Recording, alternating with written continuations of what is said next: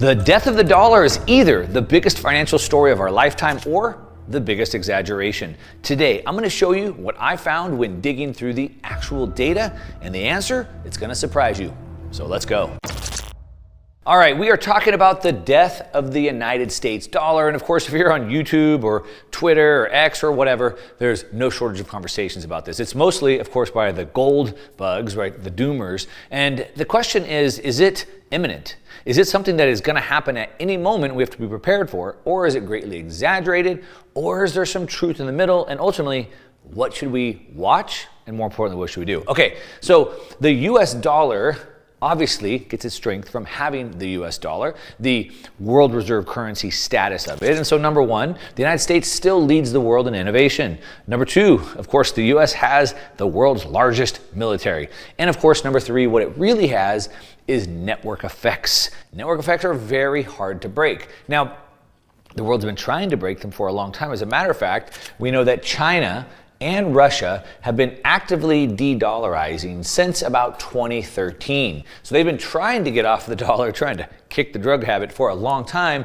De-dollarization is 95% of the trade between China and Russia didn't use the US dollar. So between them, they're trying to figure out what they can do off of the dollar, but they've been trying to do this for well over a decade, and they still haven't figured that out. We know that the BRICS nations, you hear about it all the time.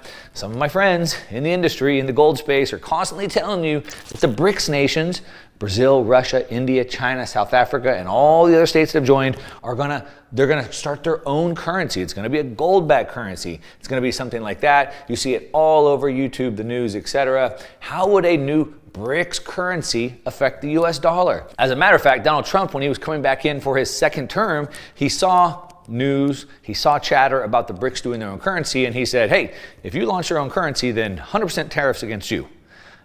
Right? So he didn't like that. So we have lots and lots of talks about that. We also have talks of the BIS, the Central Bank of Central Banks, the Bank of International Settlements, and China working on a CBDC type of project. It's called Project Enbridge. If you're a regular viewer of the channel, you know I've been talking about this for a while. Project Enbridge, revolutionizing cross-border payments with multi-CBDC technology. So multiple countries have their own CBDC and they do trade. That's also death of the dollar, right? We know that also a point that the gold bugs make all the time is that central banks are buying record amounts of gold. So we can see in the chart right here that we can go back all the way here to 2014 right here. And you can see that the amount of gold buying has gone up. And so for the last several years, a lot of gold buying has been happening. So they're buying more gold, and it's no wonder. China and Russia have been trying to get off the dollar for a long time. We know that when Russia and Ukraine, when that situation erupted, we know that the United States and NATO basically moved to unilaterally seize Russia's bank accounts. Now, to put that into some understanding, Russia is one of 3 superpowers in the world with nuclear weapons. If they have their bank account seized, what hope does any other nation in the world have? And of course they don't, which is why all of the world is trying to figure out what's next, which is why everyone's warning you of the death of the dollar. Most of them are gold people trying to sell you gold. So what is really going on, and is this something imminent or exaggerated? Well, to understand this, we have to look at a couple of things. So number one, we have to understand that currencies exchange, foreign currencies, FX exchange, and how they adjust. And we're going to look through 3 periods in time so you can understand this. But first of all, liquidity imbalances adjust. So depending on how much money, credit available you have liquid, it adjusts the real exchange rates. So what the exchange rates are between the 2 different currencies. The exchange rates are driven by productivity and capital. So as some countries become more productive, create more than they consume, right? And then they acquire more capital, then it starts to change the exchange rates. And this causes rises and falls in asset prices. Supply and demand. Let's just break all this down. 101, supply and demand is basically what this is saying. So if I have more supply, if I've created more supply because I'm more efficient, I have better capital, I have more supply, prices rise and fall based off of that. And the central banks determine the strength of each of these through the channels that they have. So for example, we tighten, right? Tighten monetary policy.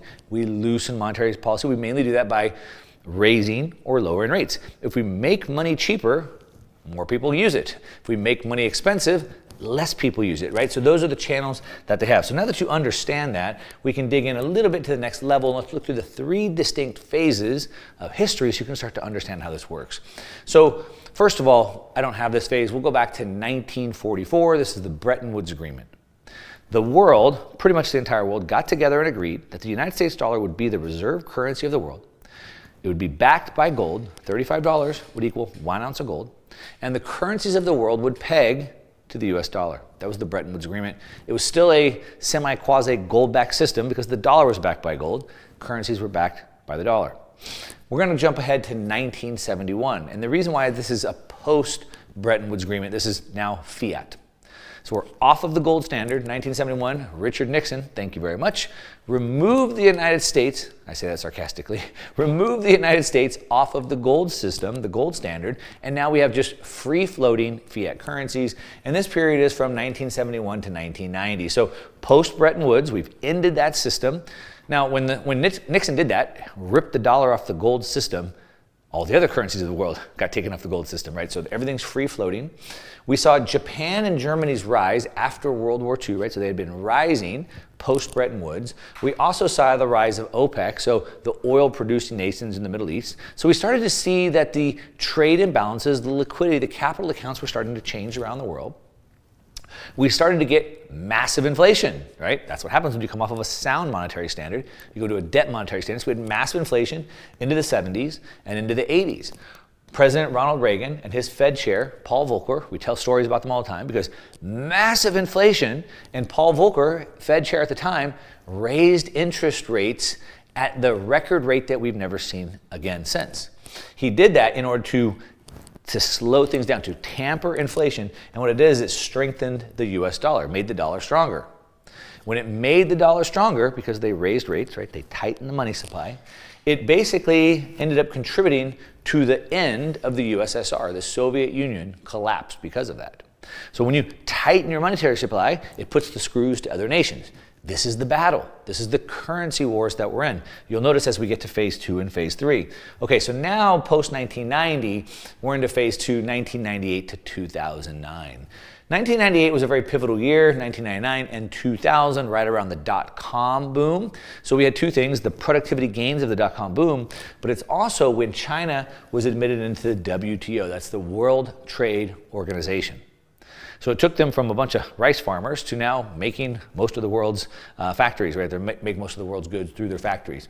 And so China was entered into the WTO, and that started to offset Japan's decline. So all of that money started going over into Asia, right? Offshoring, America started offshoring all of its manufacturing.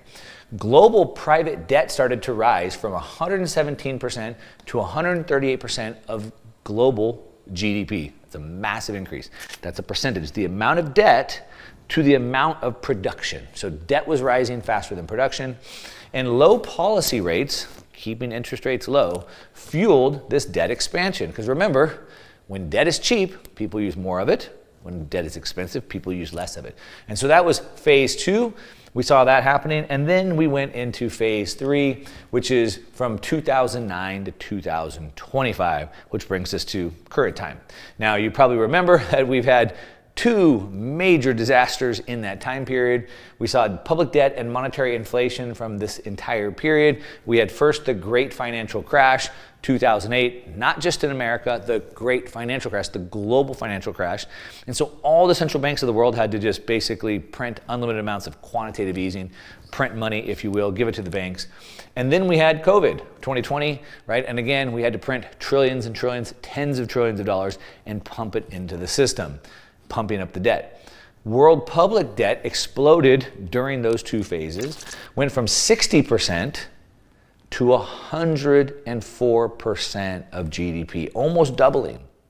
The amount of debt was growing faster than the productivity of the world by almost double the rate during that period. Now, because of that, the US disrupted the 2016 Shanghai Accords. What was happening is the dollar was getting weaker, and Asian currencies were getting stronger, and it was starting to mess up the equilibrium of the world, and they had to intervened. There was what's called the Shanghai Accord. You might recognize that because we've been talking about the Mar-a-Lago Accords, which is where Trump again took office in the second term, and we've been walking through that. And that the Mar-a-Lago Accords are sort of modeled off of the Shanghai Accord from 2016, when the whole world, or maybe the top 5 countries, agreed to strengthen the dollar and weaken the Asian currencies, weaken the yen. What this did, though, is it forced China to also follow suit, and they had to weaken their currency. So these are currency wars. So the dollar was getting weaker, weaker, weaker. They were getting stronger, stronger, stronger. But as their currencies were getting stronger, it made it harder for the imports and exports to work, which is why the agreement was for the dollar to weaken, or the dollar to get stronger and those to weaken. All right, so now that you start to understand how that works, let's look at this. Now, the US dollar has real trade.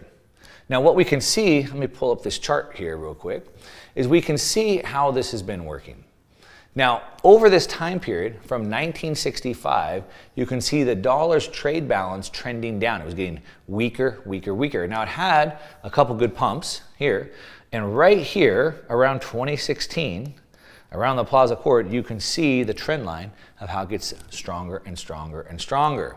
And so this reflects the underlying productivity changes between the countries. This is it adds the capital inflows and the outflows. So you start to see the differences as the manufacturing started to move over to Asia. And the real dollar basket was trending lower, as I just showed you, over that period. Like I said, it was rebounding during that period. But now you can see how it's starting to go up, and the trend line is going up. But China doesn't like this. China has big ambitions. China wants to be the global superpower of the world. They want their currency to be a reserve currency. They have big ambitions. As a matter of fact, I have this quote right here from Major Lang, 2015. He says right here, China aims to make the yuan, their own currency, China aims to make the yuan Asia's primary currency. We want to be the top dog. Forget America and their benefit of having the US dollar. We want to have that. We want to be the primary Asian currency, countering the US dominance. This is their proclamation, 2015. We should promote the renminbi to be the primary currency of Asia. Let me cycle that. Primary currency, that's what we want to be. Every globalization was initiated by a rising empire. So what they're saying is the global reserve currency has changed throughout time. The US dollar hasn't always been that. Before it was the pound, right? We've seen it go from Portugal to Spain to France to England to the United States. And what's next? And what China's saying is that globalization was initiated by the rising power. So whoever was the biggest, the baddest, the most powerful, the most productive, typically had the reserve currency. And so what he's saying is that, well, we are now the rising power. We are now the most productive, so we should have the reserve currency of the world. And he's saying because of what they're doing with the One Belt, One Road initiative, which is basically trying to connect the whole world to do global trade. And he says, again, it is a countermeasure to the US. It's a currency war, right? It's a currency war, countermeasure to the US. Now, this is what they want. The problem is that they want to make Asia's main currency through their strategy, but the problem is that whenever they try to make it stronger by tightening the policy, they get a bump, but then it starts coming down again. They tighten it, and they bump it again. And so the global war isn't working out so well for them, and the reason why is back to the US dollar. And it's because of America's counter. So as much as China wants to become the next currency, as much as they try to manipulate their own currencies to do that, America has the counter. Not only, again, as I started in the beginning, because of the innovation, because of the military, but because of the network effects. The world uses the dollar, and so the world has agreed to allow the US to continue to have that. Again, back to the 2016 Shanghai Accord, when they all agreed to allow this to happen by strengthening the dollar and weakening the Asian currencies, weakening the yen. That forced the Asian currencies at the time to drop between 12 to 15% of their value post-2022. And when that happened, China couldn't sustain the liquidity squeeze. Let's look at a chart of this. So what we can see here is this is the Asian euro, and you can see here the drop. This is the Shanghai Accord in this period right here. And then you can see another drop, and now it's stabilizing in potentially Shanghai Accord Part 2, We'll see. The future's yet to be seen. But this is similar to what happened to the Soviet Union. When the US tightened up, the other countries couldn't maintain the liquidity squeeze. So, back to the dollar. Is the dollar's death imminent? Is it happening tomorrow or at the end of this year or the next 2 to 3 years? Is it imminent like all the gold people on TV want to tell you so you buy gold? Well, no, it's not happening. The dollar is not losing status. As a matter of fact, we have lots of evidence. Evidence is that the USD is not losing its safe haven status. We can see that net inflows into the US dollars are at current record highs. Let's take a look at this chart right here. Inflows into the dollar, net inflows into the US dollar, and we can see here all the way back it was down. We hit a high here in 2015, kind of came back down after the Plaza Accord, and now look at how high net inflows are into the dollar right now. Money is rushing in. It's not rushing out as all the doomers would like to have you say. Another way we can look at that is what's called a convenience yield on treasuries. And so again, we can see that as many people want to tell you that everyone's selling US treasuries, the data shows us the difference. The convenience yield is the difference, the yield, the spread between treasuries versus corporate bonds. And we can see this is at pretty much all-time highs. So the data tells us something different than the doomers want us to believe. And we can see this through the data right here. It's increasing, not decreasing. Capital flows is still flowing to the US. It's still the best place for money. The US retains its premium ratings globally. Now, what does all this mean? Because Mark, I've seen you make videos on YouTube talking about the dollar dying and the dollar losing power and all these things. So what are you telling me here? Well, I'm going to answer that. But first, let's just go back to China for a second. Because China doesn't like this. But unfortunately for China, they're in a much worse situation. Back to when the United States tightened the belt under Volcker and Reagan and put the screws to the Soviet Union, again, this is what we're seeing happening to China right now. And what we can see is that China is right now absolutely exploding their liquidity. They're blowing up. This is what's happening. We can see this in the chart. We can see they've added the RMB 10 trillion. They've added 10 trillion in just the last 6 months alone. The yuan to gold price, the exchange rate there, is catapulting higher. And we can see that this is driving commodity prices higher. Let's just take a look at this chart here. So here we have the 28-day rolling liquidity injections. So this is the central bank injecting liquidity into the system, right? And look at this absolute explosion of liquidity they have to inject. Now, we look at global liquidity. You know, if you watch this channel on a regular basis, I talk about it's not just what the Fed is doing. We want to look at the global liquidity. And while the Fed has been sort of like hemming and hawing, obviously that's why Trump and Powell are fighting right now. The ECB is still sort of on the fence. A lot of countries, like China, are in massive easing right now, massively injecting liquidity into the system. And of course, this drives global assets like gold, like copper, and like Bitcoin, all right? That's why we've been seeing those assets pump, because global liquidity is going up. So what is all this telling us? Is the dollar dying? Tell me the answer, Mark. Well, yes and no. It's dying and it's not dying. What do I mean by that? Against other fiat currencies, no, it's not dying. The dollar looks like it is not going anywhere anytime soon.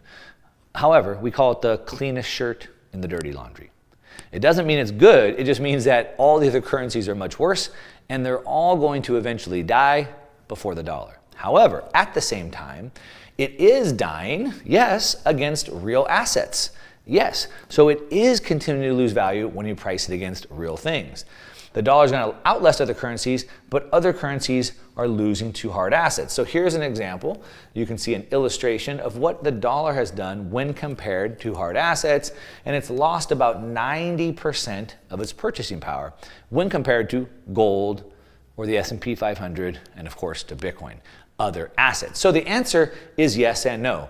It's not going to be losing to other currencies. You don't need to worry about rushing out and getting all the money out of the bank because it's going to die tomorrow, like a lot of people on YouTube would have you believe. You don't have to go put your life savings into Bitcoin. However, at the same time, the dollar shouldn't be used to save because it's going to continue to lose value. It's going to continue to have a decreasing purchasing power. And so you need to buy hard assets like Bitcoin or like gold or other assets to protect your value. Now, if you want to see how far this is going to go down based off of what the Trump administration is doing with the US dollar and the Genius Act, you probably want to watch this video right here, and I'll see you over there.